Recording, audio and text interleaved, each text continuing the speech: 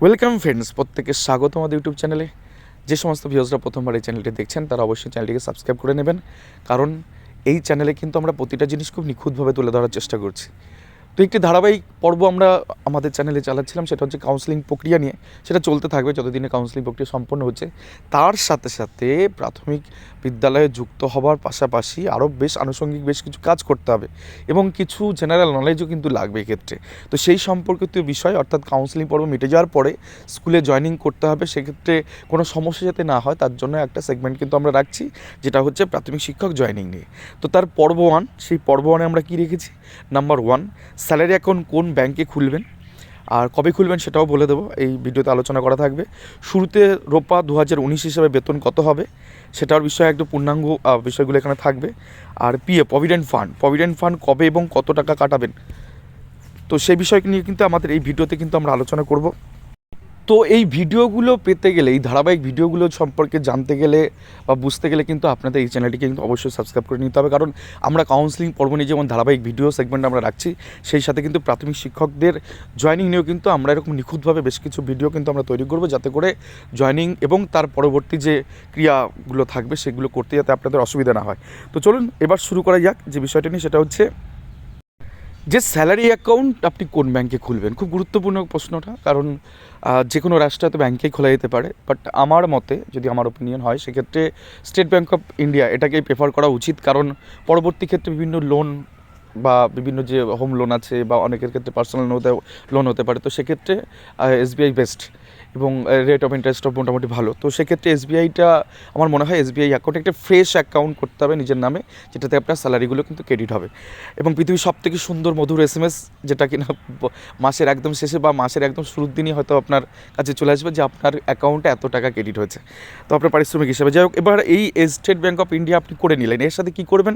SBI YONO বলে একটা app আছে, যেটা প্লে স্টোর থেকে ডাউনলোড করবেন এবং নিজের মোবাইলে রাখবেন, এবং এটার সাথে কিন্তু এটা অ্যাটাচমেন্ট করিয়ে নেবেন অ্যাকাউন্টের। তাহলে সমস্ত বিষয়গুলো কিন্তু আপনি আপনার চোখের সামনে দেখতে পারবেন, অর্থাৎ ব্যাংকিংয়ের যে কাজগুলো আলাদা করে কিন্তু স্কুল কামাই করে যাওয়ার প্রয়োজন পড়বে না, সমস্ত বিষয়গুলো ওই মোবাইলেই কিন্তু আপনি ট্রানজ্যাকশন করতে পারবেন। এবার চলে আসি যে প্রশ্নটা নিয়ে, সেটা হচ্ছে প্রাথমিক শিক্ষক জয়েনিং পর্বর সেকেন্ড কোশ্চেন, অর্থাৎ শুরুতে রোপা 2019 হিসেবে বেতন কেমন হবে প্রত্যেক মানে চাকরিরত শিক্ষকদের। তো সেক্ষেত্রে রোপা 2019 এটা পে ব্যান্ড 3 মধ্যে পড়ে। এগুলো মানে ফিনান্স ডিপার্টমেন্টের একটা অনেকগুলো পে ব্যান্ড হয় এবং অনেকগুলো লেভেল হয়, ঠিক আছে।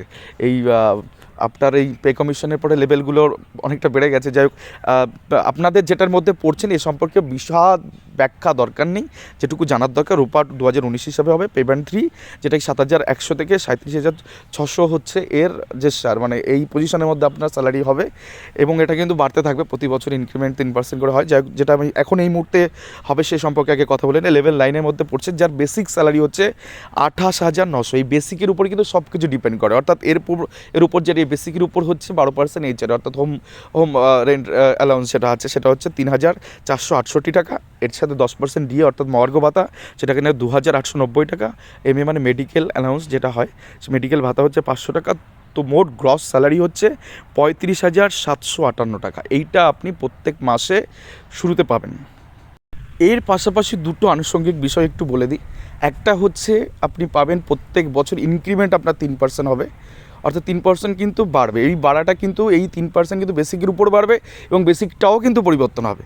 ইনক্রিমেন্ট হচ্ছে বেসিক পরিবর্তন হওয়ার জন্য, আর বেসিকটা যা দাঁড়াবে তারপরে কিন্তু একটা ডিএ যদি তার পরবর্তীতে আপনি পান পরবর্তী বছরে, সেক্ষেত্রে কিন্তু আপনার ওই বেসিকের যে বেড়ে গেল তার উপর কিন্তু ডিও বসবে।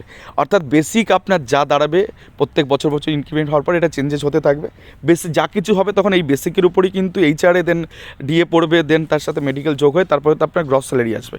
এক্ষেত্রে একটা ছোট্ট বিষয় বলে দিই, এই গ্রস স্যালারিটা কিন্তু প্রথম 1 বছর আপনি পাবেন, তারপরে কিন্তু আপনাকে প্রভিডেন্ট ফান্ডের টাকা কাটাতে হবে, তখন কিন্তু টাকা কাটিয়ে আপনি নিট স্যালারি হাতে পাবেন। এবার যাই হোক, এটা আমাদের বিষয়টা আমরা আলোচনা করলাম। এর সাথে আরেকটু আলোচনা করে দিই, সেটা হচ্ছে এই প্রসেসিং হতে গিয়ে কিন্তু ধরেন আপনি অ্যাপয়েন্টমেন্ট পেয়ে গেলেন, আপনি নেক্সট দিনকে জয়েন করলেন স্কুলে। এবার জয়েন করার পরে কিন্তু এই জয়েনিং প্রাইমারি ক্ষেত্রে যেটা হয়, পরপর কিন্তু ধারাবাহিকভাবে চলতে থাকবে, এবং এই টোটাল সামগ্রিক প্রক্রিয়া হয়ে যাওয়ার পরে আপনাকে এসআই অফিসে গিয়ে ডিসি ফর্ম জমা দিতে হবে। সেখানে গিয়ে টোটাল জমা টমা দেওয়ার পরে দেন তারপরে কিন্তু আপনার এই যে 1-2 মাস 3 মাস এই স্যালারিটা কিন্তু আপনি মাসভিত্তিক পাবেন না।